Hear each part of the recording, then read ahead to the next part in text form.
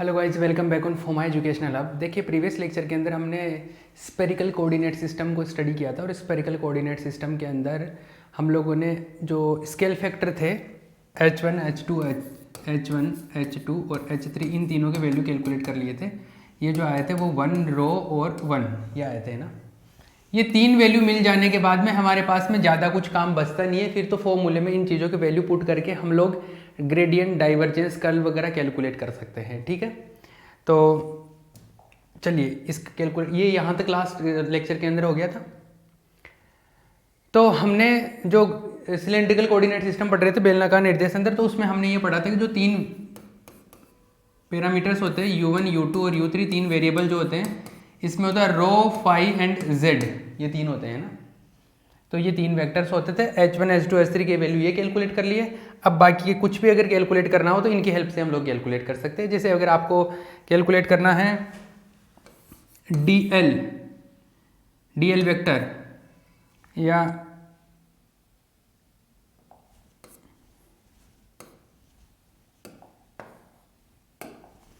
DL vector calculate करना, तो DL vector क्या होता था?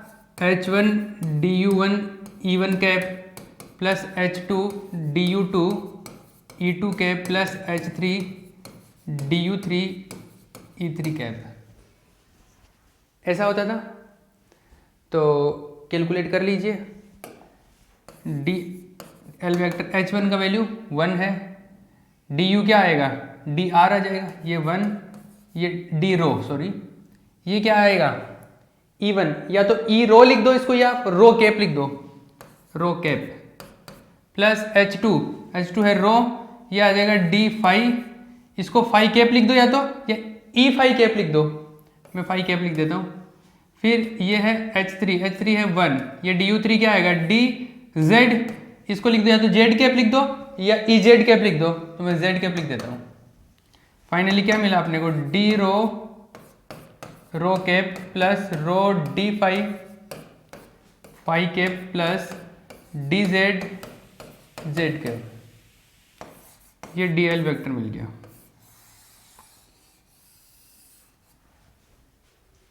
आई बात समझ में? इस तरीके से DL वेक्टर मिल गया। बाकी चीज़ें भी अगर आपको कैलकुलेट करनी हो तो आप बाकी चीज़ें भी कैलकुलेट कर सकते हैं। जैसे अगर मान लो वॉल्यूम कैलकुलेट करना, आयतन अल्पांश, ये तो क्या हो गया? लाइन एलिमेंट हो गया, रेखा अल्पांश हो गया एक, तो ये तो लाइन एलिमेंट हो गया, रेखा अल्पांश।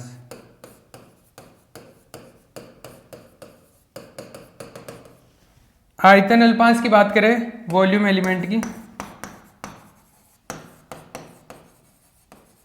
तो वॉल्यूम एलिमेंट को हम लोग लिखते हैं DV, और वो होता है H1 DU1 H2 DU2 H3 DU3, ऐसे होता है। तो इसमें H1 H2 H3 की वैल्यू तो जानते हैं। H1 तो होता है 1, ये हो गया D रो, ये होता है H2 होता है रो, DU2 क्या होता है? D फाई, H3 क्या होता है? 1, ये होता है DZ, तो ये हो गया DV का वैल्यू क्या आ गया? रो D फाई DZ, या आयतन अल्पांश आ गया, वॉल्यूम एलिमेंट आ गया। इसी तरीके से हम लोग इसको पॉज करके कॉपी कर लेना। ग्रेडियंट, डाइवर्जेंस और कर्ल के बारे में बात करते हैं।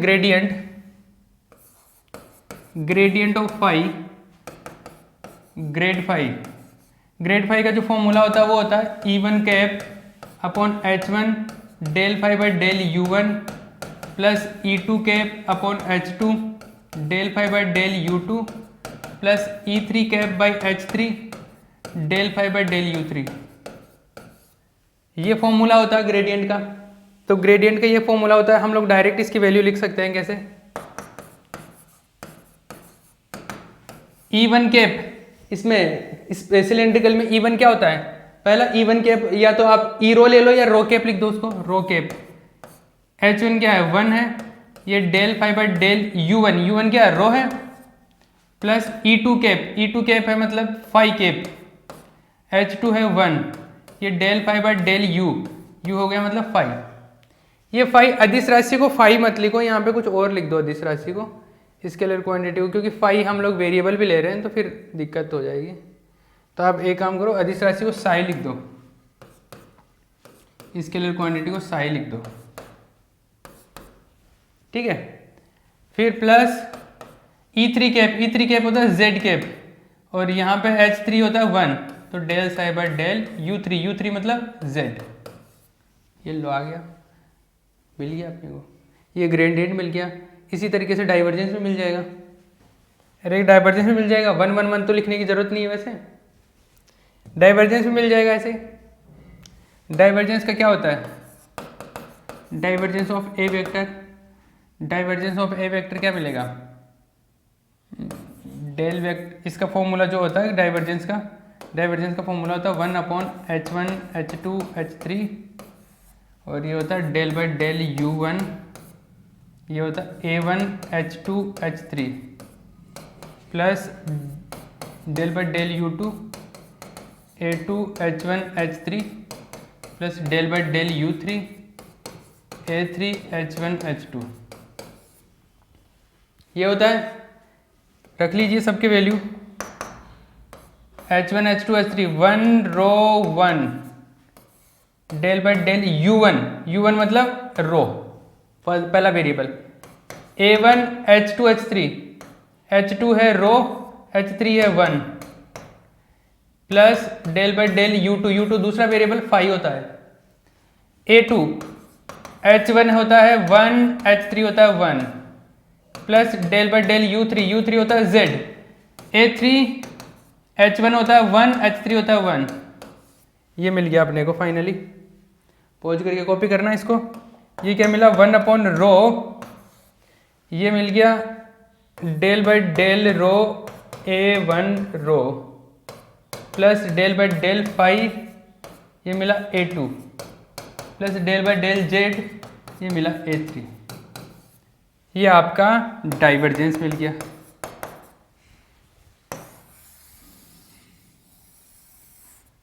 मिल गया डाइवर्जेंस, ये लो। तो आपको एक्चुअल में जैसे अगर पूछ लिया जाए सिलेंड्रिकल कोऑर्डिनेट सिस्टम में डाइवर्जेंस कैलकुलेट करना हो, मान लो ए वेक्टर दिया हुआ हो कुछ और डाइवर्जेंस कैलकुलेट करना, तो आपको ये फॉर्मूला याद नहीं रखना, आपको तो बेसिक जो फॉर्मूला है डाइवर्जेंस का ये ध्यान रखना है। बस आपको H1 H2 H3 के वैल्यू पता होनी चाहिए सिलेंड्रिकल के लिए, तो वो वैल्यू पुट कर देना, ठीक है।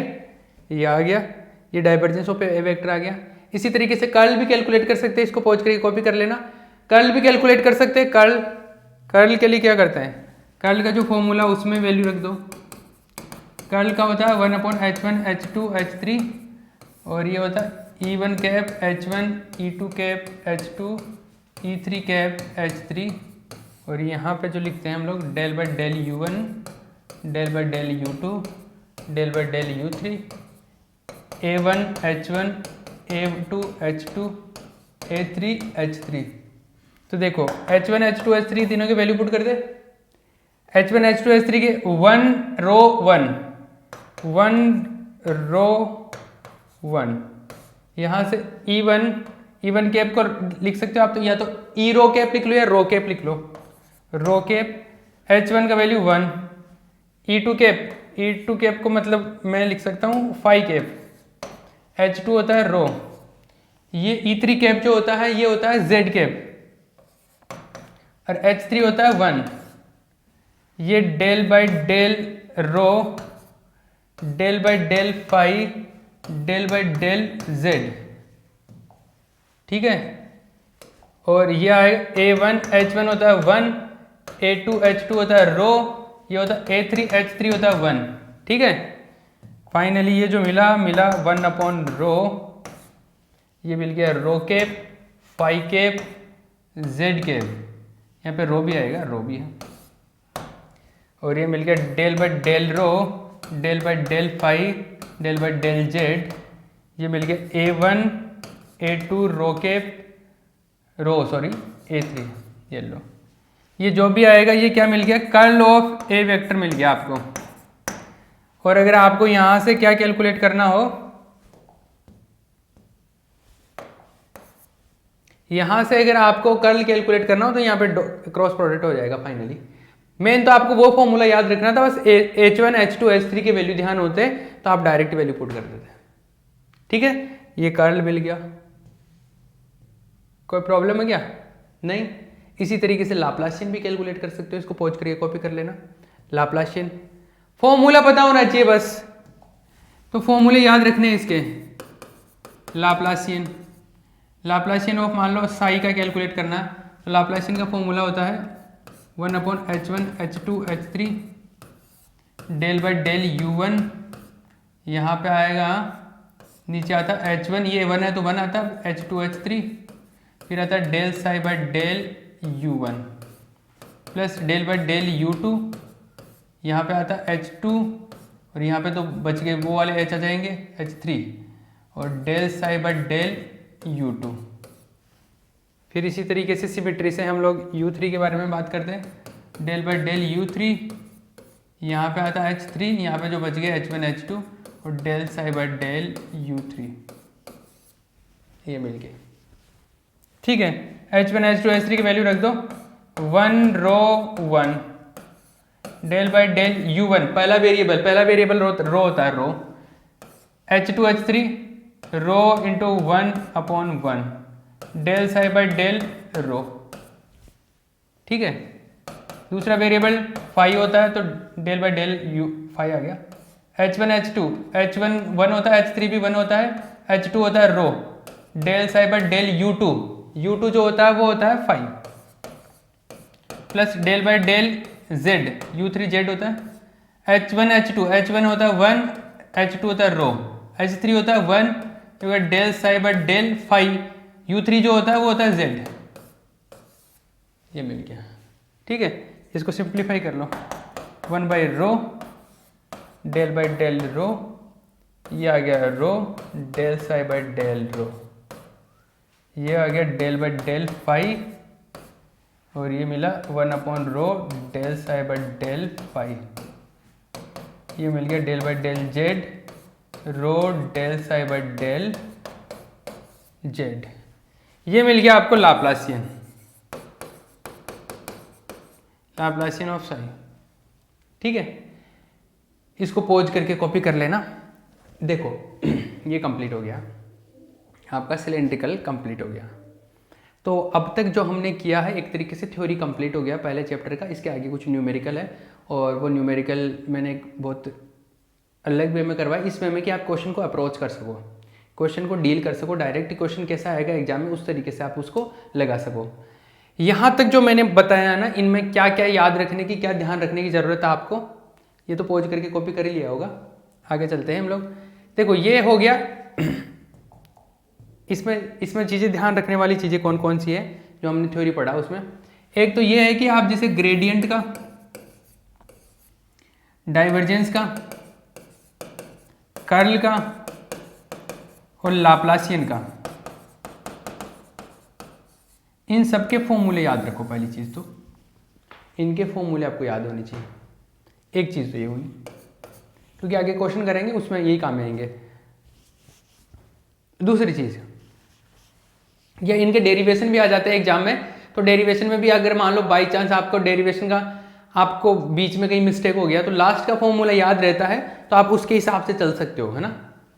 ये हो गया, ये इनके सारे फॉर्मूले। दूसरी चीज़, सारे फॉर्मूले मतलब लास्ट का जो टर्म आता है वो।